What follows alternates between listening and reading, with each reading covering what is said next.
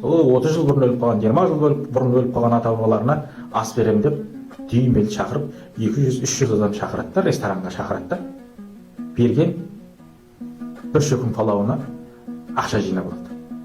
Сөздің ашығы осы. Сондай болды қазір.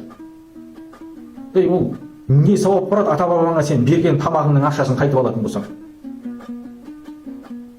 Дұрыс, сауаптың үлкені көпшілікке тамақ беру, бірақ тамақты сатып беру емес қой. Шынымен ата бабаңа Құран бағыштағың келсе, сауап ата бабаңа жетсін десең, астына жазып қой шақырту билеттің. Мен Алла разылығы үшін Құран оқытып жатырмын. Ештеңке алып келмеңіздер деп жазып қойыңыздар. Егер ниетіңіз шынымен сондай болатын болса. Жоқ, бірақ ондай ниетпен шақырту болған жоқ. Ол 30 жыл бұрын өліп қалған ата бабасына Құран бағыштайды да есіктің алдында біреу сумкасын ұстап тұрады.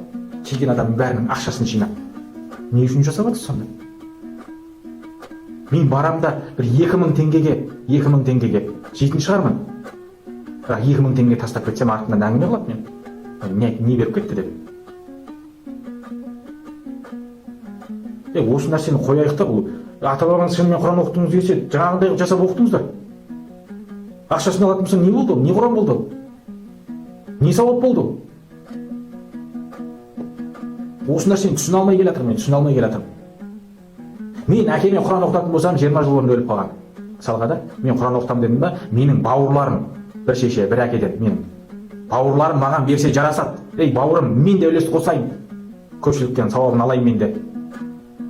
Менің де әкем ғой, сен оқытып жатқан Құран. Әкеме барады ғой, менің де әкеме барады ғой деп. Бір жатырдан шыққанда берсе жарасады. Жоқ, 300 адам, 400 адам шақырады да. Әрқайсысынан ақша жинап алады. Қойыңыздар бұндай. Мен осыған келісе алмаймын. Түсінбейді екен, миыма кірмейді екен осы нәрсе. Қазіргі таңда той істейтін сылтау жоқ. Баласы үйленбейді, қыз тұрмысқа шықпай жатыр. Амал жоқ.